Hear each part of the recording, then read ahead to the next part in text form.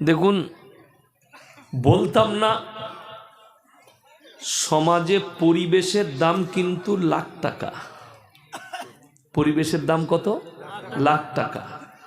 কালকে আমার বর্ধমানে জলসা ছিল, পরশু বর্ধমানে মানে আমার জেলায় আমার বাড়ির কাছাকাছি জলসা, দুদিনই ছিল। পরশু জায়গাটার নাম বাদুলিয়া, দক্ষিণ দামোদর, দামোদর নদী পার করে। আর কালকে ছিল জায়গাটার নাম হচ্ছে উজ্জ্বল পুকুর, উজ্জ্বল পুকুর, খেজুরহাটি, ওইখানে ছিল। তো বিশ্বাস করুন, আপনারা মানবেন কি না জানি না, কালকে জলসা পরশু জলসা, একটা দোকান বসেনি। এক নম্বর, একটা মহিলা রাস্তায় ছিল না, কেউ দেখতে পায় নাই। বক্তা থেকে শ্রোতা মায়েরা কোথায় বসে জলসা শুনেছে। কিন্তু দুঃখ কি জানেন, এই দিনাজপুর মালদার মানুষ কিন্তু সব পেয়েছে, টাকা পয়সা শিক্ষা, কিন্তু পরিবেশ পাননি। মায়েদিকে এইভাবে রাখা ঠিক হয়নি, ঢেকে দিতে হতো। আমার কথাই রাগ করবেন না, আমি কিন্তু কাটসাট বক্তা, আমাকে দাওয়াত দিলে কি না দিলে কি। যাদের মনে হবে এই বক্তাকে আর জীবনে দাওয়াত দেবো না, তুমি 25 সালে আমার ডেট বুক হচ্ছে, তুমি আর পাবে না 1 সপ্তাহ পর। ওই জন্য আমি ভয় করি না কেউ।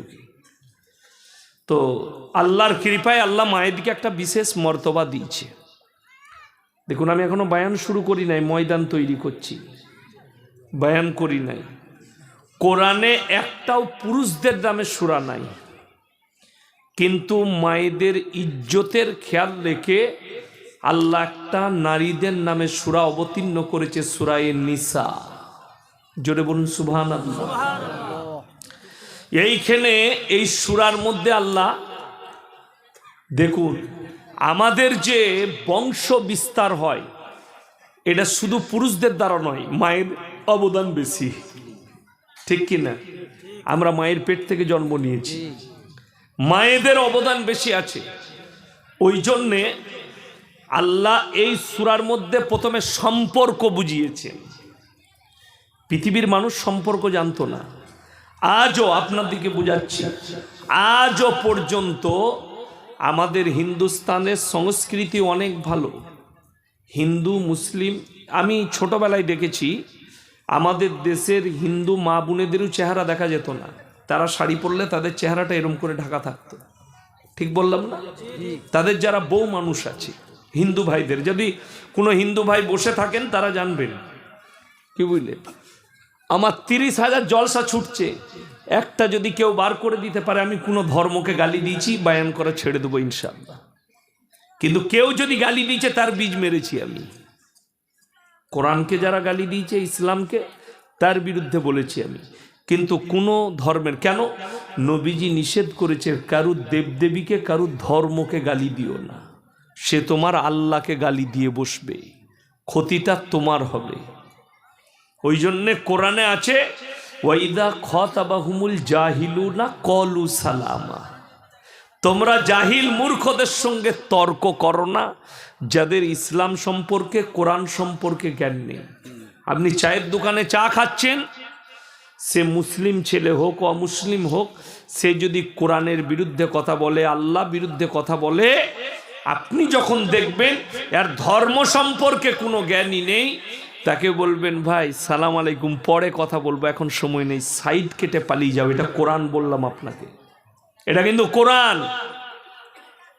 কলু সালামা, সালাম জানাও, সাইড কেটে পালিয়ে যাও, তার সঙ্গে তর্ক করো না।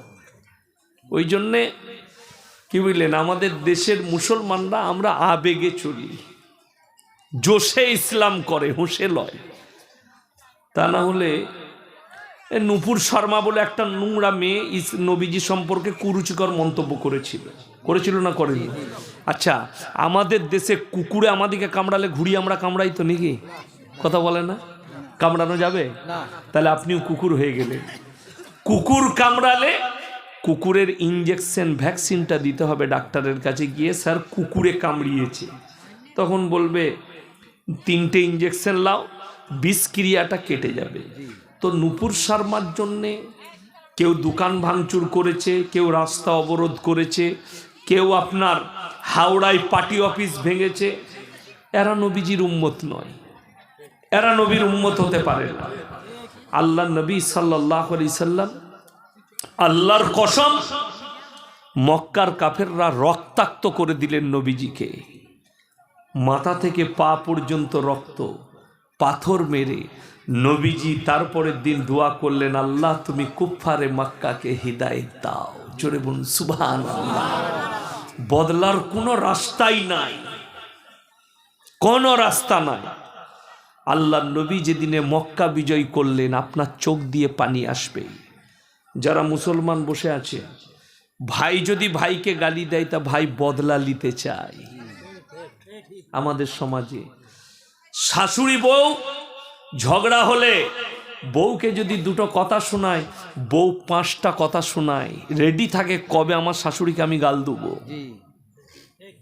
বিটি মাকে গালি দিচ্ছে, রেডি আছে, আমার মা দোষ করলে মায়ের দোষ ধরবো। বেটা রেডি আছে, আমার বাপের ভুল হলে ভুল ধরবো। তোমার ইসলাম জানা হয়নি, ইসলাম ওই রকম লয় যে বাপ ভুল করেছে অবশ্যই তুমি বলতে পারবে, কিন্তু কোয়ালিটি আছে বলার। আপনারা মুনিশকে, মাঠের মুনিশকে কি বলা হয়? আপনারা কি বলেন, কিষান না মুনিশ? কিষান। কিষান, যারা কাজ করে মাঠে ধান পুঁতে। তো কেউ কি যদি বলেন আমার এই 1 বিঘে জমিটা একটু ধানটা পুঁতে দিবি, এসে দেখলেন এলের মাথায় বিড়ি খাচ্ছে, সে ধান পুঁতে নাই, 1 কাটাও কাজ করে নাই, তো তাকে আপনি কি বলবেন? বে জমিটা কাজ করতে পারি না কেন বে? বলবেন না? বলবেন? বলবো। এই ভাষাটা মুনিশের জন্যে, কিষানের জন্যে মানাবে। বাপ যদি ভুল করে বাপকে কি বলবেন? বে এটা করলি কেন বলবি? না, বাপকে এটা বলা যাবে না, আব্বা মনে হচ্ছে যেন এটা ভুল হচ্ছে। কোরআনে আছে ইব্রাহিম নবীর আব্বা যখন 3টে কাজ করতে লাগলো, মূর্তি তৈরি করা, মূর্তি বিক্রি করা, তার উপাসনা করা। ইব্রাহিম নবী প্রথমে আব্বাকে জিজ্ঞেস করলে ভদ্র ভাষায়, আল্লাহ আমাদের সৃষ্টিকর্তা কে? ইব্রাহিম নবীর আব্বা বললে তুমি দেখতে পাও না নামানো আছে? বলে এটা তো আপনি নিজের হাতে তৈরি করেছেন, এটা তুমি নিজের হাতে তৈরি করেছেন। জানেন এই হিস্ট্রির ওপরে ফিল্ম তৈরি হয়েছে বলিউডে, যেটাই বিভিন্ন কাহিনী ঢুকিয়ে দেওয়া হয়েছে। এই ভাষাটাই চ্যাপ্টারটা লেখা হয়েছে আমির খানের একটা পিকে ফিল্মে। এই চ্যাপ্টারটা আছে। যদি বলেন কোথায়, তিনি একটা, আমি ফেসবুকে দেখছিলাম, बोले हमारा एक चीज़ गुम हो गया है तो मेरे को चाहिए, तो मैं किससे मांगूं? मेरे को एक भगवान दो। तो बोले ये काम करेगा? बोले हाँ। बोले अच्छा इसके अंदर बैटरी वाटरा डाला है का? बोले नहीं कुछ नहीं है। बोले ये सही काम करेगा। बोले अच्छा, तो बोले इसको तुम बनाते हो कि तुमको इसने बनाया? बोले हम सबको इन्होंने बनाया और हमने इसको बनाया, इसके मॉडल को। बोले तुम अपने रब को अपने हाथ से बनाते हो? इब्राहिम नबीर भाषा एटाई छिलो निजेर बापके আপনি কি নিজের রবকে, নিজের সৃষ্টিকর্তাকে নিজের হাতে তৈরি করছেন? কোরআন শোনায়ার পরে ইজ ক্বালা লিয়াবিহি আবাতি লিমা তা'বুদু মা লা ইয়াসমাউ ওয়া লা ইউবসিরু ওয়া লা ইউগনি আনকা শাইয়্যা। হে আমার ইব্রাহিম, হে আমার বাবা, আপনি বলতে পারবেন আমাদিকে কে সৃষ্টি করলো? তুমি যাদের উপাসনা করছো, যাকে আল্লাহ বলে বিশ্বাস করছো, হাত পা নাড়তে পারেন না, কথা বলতে পারেন না, নিজস্ব কোনো ক্ষমতা নেই, তুমি তাকে রব হিসাবে মানছো? এটা নিজের আব্বাকে ভদ্র ভাষায় বুঝালে। ফেরাউন জাহান্নামী না জান্নাতি?